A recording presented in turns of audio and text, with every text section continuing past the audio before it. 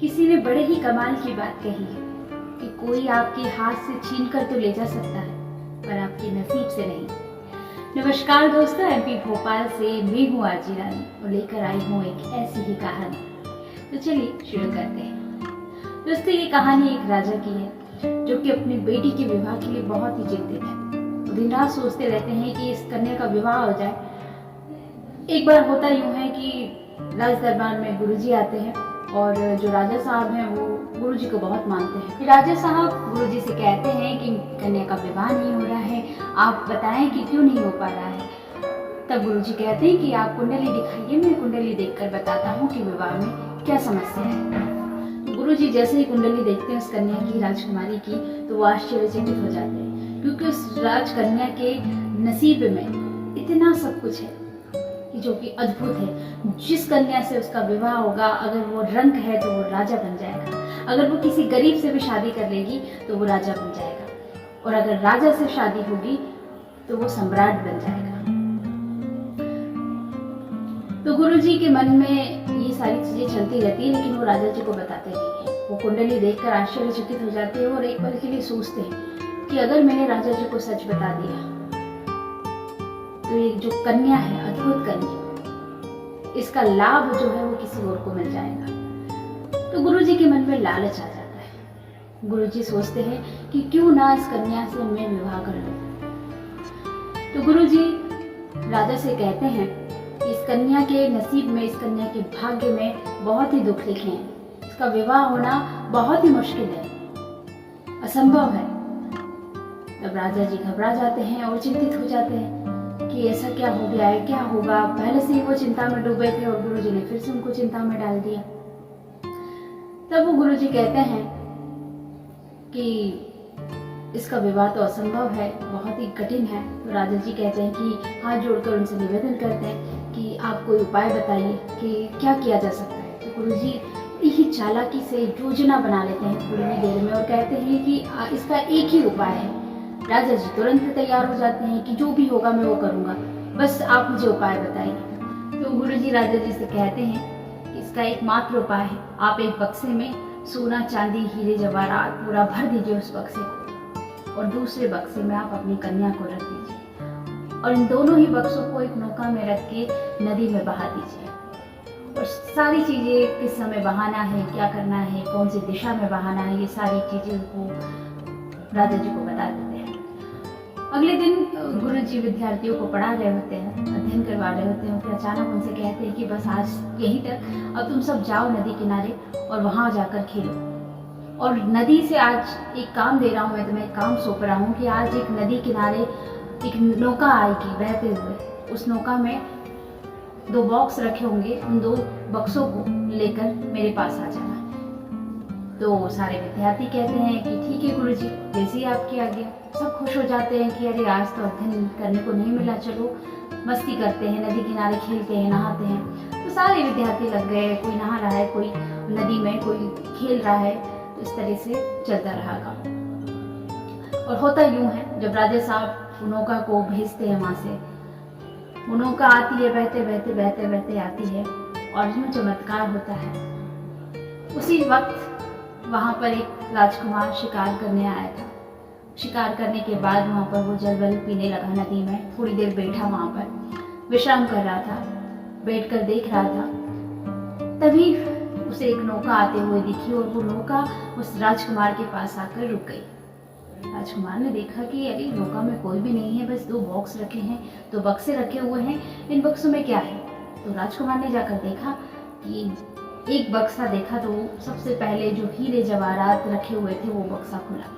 तो राजकुमार बड़ा अचंभित हो गया, ये किसकी नौका है। वो देखने के बाद उसने दूसरा बक्सा खोला कि दूसरे बक्से में क्या रखा हुआ। तो दूसरा बक्सा जैसे ही खोला तो एक सुंदर कन्या बैठी हुई उसे मिली।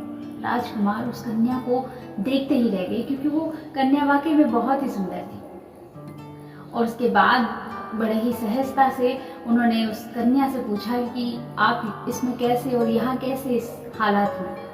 तब वो कन्या कहती है कि मेरे पिताजी, मेरा विवाह नहीं हो रहा था और पिताजी को किसी ने बताया कि आप ऐसा करिए और जो भी इस नौका को पहले, जिसके पास ये नौका रुकेगी पहले, जो भी इस बक्से को खोलेगा वही तुम्हारा पति होगा, उसी से तुम्हारा विवाह होगा। तो ये सारी चीज़ें वो कन्या उस राजकुमार को बताती है। राजकुमार भी बहुत प्रसन्न हो जाता है, क्योंकि वो कन्या भी बहुत अच्छी होती है, बहुत ही सुंदर होती है।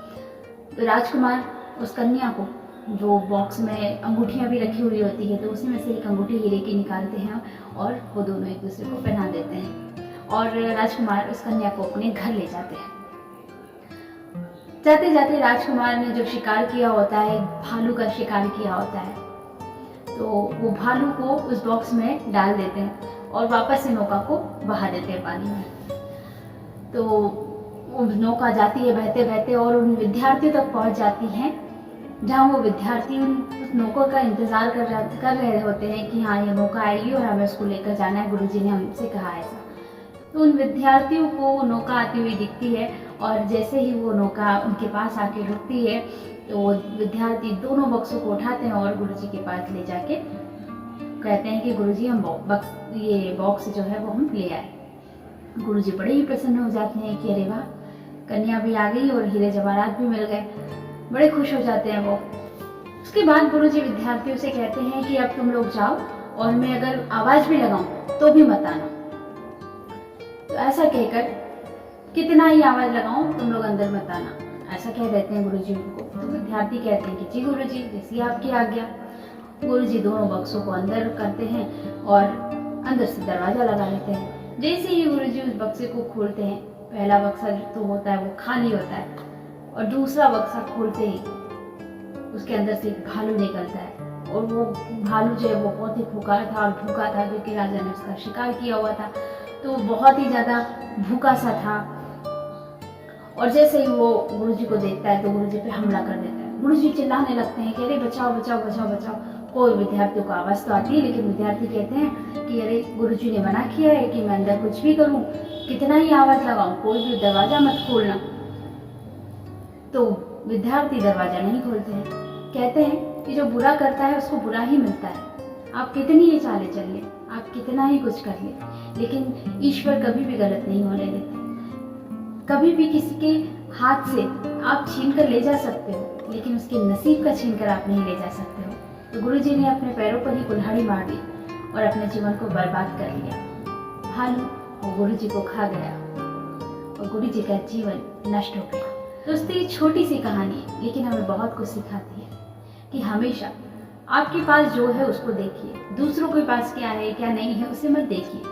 और जो इंसान अपने आप में खुश रहता है कि उसके पास जो है, ईश्वर ने उसको जो दिया है, उसमें संतुष्ट रहता है, वो खुश होता है।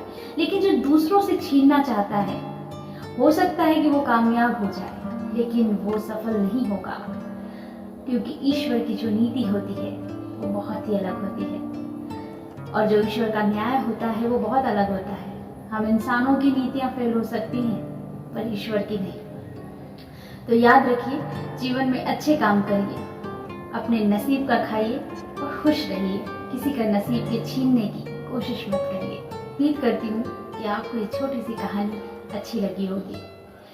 ऊपर वाले के आशीर्वाद के साथ और अपनों के प्यार के साथ करो कुछ ऐसा कि दुनिया करना चाहे आपके जैसा। मिलती हूँ आपको अपने नेक्स्ट वीडियो में, तब तक के लिए हंसते रहिए, हंसाते रहिए। नमस्कार।